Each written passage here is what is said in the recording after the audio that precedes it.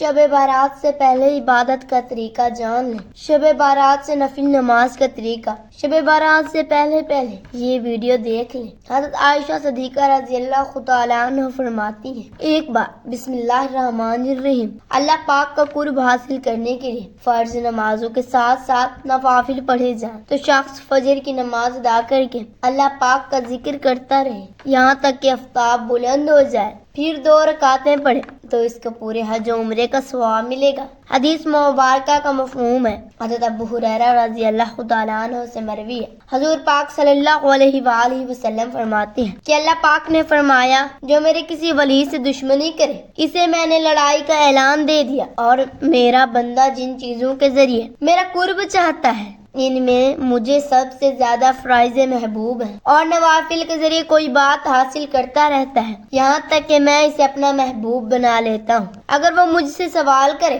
تو اسے ضرور دوں گا، اور پناہ مانگے تو اسے ضرور پناہ دوں گا۔ حدیث مبارکہ کا مفہوم ہے، آقا علیہ السلام نے فرمایا، جو شخص وضو کرے اور اچھا وضو کرے اور ظاہر و باطن کے ساتھ متوجہ ہو کر 2 رکعت پڑھے اس کے لیے جنت واضح ہو جاتی ہے۔ گناہوں اور فضولیات سے بچنے کے لیے فرض نماز کی پابندی کے ساتھ نوافل کی کثرت کیجیے۔ ایک تو آپ کا وقت اللہ پاک کی عبادت میں گزرے گا اور گناہوں سے بچے رہیں گے، دوسرا اللہ پاک کا قرب حاصل ہوگا اور انشاءاللہ اسی کے سبب بڑا پارا ہوگا۔ شب بارات کی نفل نماز ہے، مغرب کی نماز کے بعد 6 رکعت پڑھیں، 70,000 بھی حاجتیں ہوں گی وہ بھی پوری ہو جائیں گی۔ ناظرین، ام المومنین حضرت عائشہ صدیقہ رضی اللہ تعالیٰ عنہا فرماتی ہیں، رسول کریم صلی اللہ علیہ وآلہ وسلم نے ہاتھ تشریف فرماتے رات کو آپ صلی اللہ علیہ وآلہ وسلم میرے حجرے سے نکلے، میں بھی آپ صلی اللہ علیہ وآلہ وسلم کے پیچھے نکلی،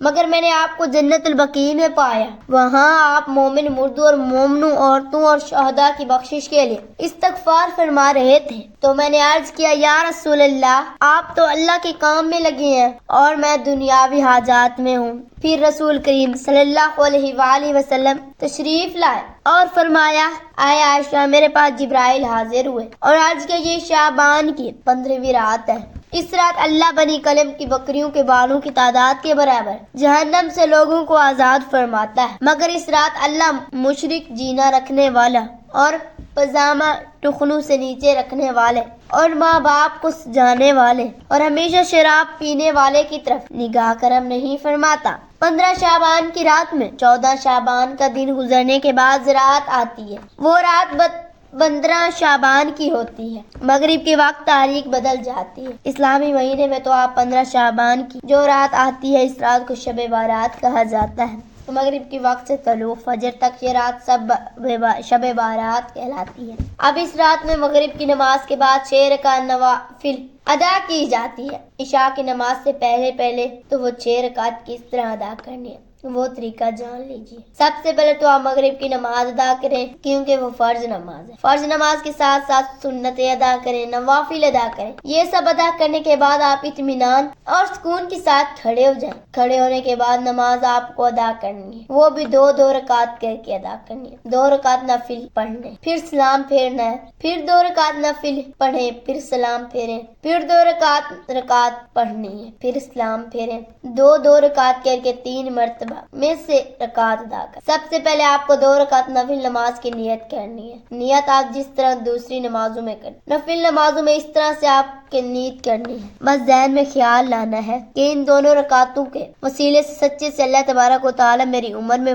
فراغی فرمائے، میری عمر میں برکت فرمائے، میری عمر دراز کرے، یہ ذہن میں رکھے، یعنی عمر درازی کے لیے آپ یہ نماز ادا کریں۔ نیت بعد میں کی بات دوسری نماز میں جس سے آپ سورۃ فاتحہ یعنی الحمدللہ رب العالمین کو پڑھتے ہیں، اس کے ساتھ کوئی سورت ملاتے ہیں، رکوع کرنے کے بعد حمد کہہ کر ٹھہریں، یہ سجدے میں جائیں، اللہ اکبر کہیں کہ دوسرے سجدے کریں، 2 سجدے کرنے کے بعد کھڑی ہو جائیں، پھر دوسری رکعت میں بھی اسی طرح سے 1 مرتبہ سورۃ فاتحہ، اس کے بعد کوئی دوسری سورت ملا لیں، پھر رکوع سجود وغیرہ کریں، تو اس سے نمازیں کی طرح میں بیٹھیں گے دہشت پڑھیں، درود ابراہیمی پڑھنے کے بعد آپ سلام کریں گے، یہ آپ کی 2 رکعت نماز مکمل ہو جائے۔ 2 رکعت نماز مکمل ہونے نا القادر نماز مکمل ہونے کے بعد ایک مرتبہ آپ سورۃ یاسین پڑھیں گے۔ اگر آپ سورۃ یاسین نہیں پڑھ سکتے تو 21 مرتبہ سورۃ اخلاص پڑھیں۔ یہ پڑھنے کے بعد پھر سیدھا کھڑا ہو جائیں۔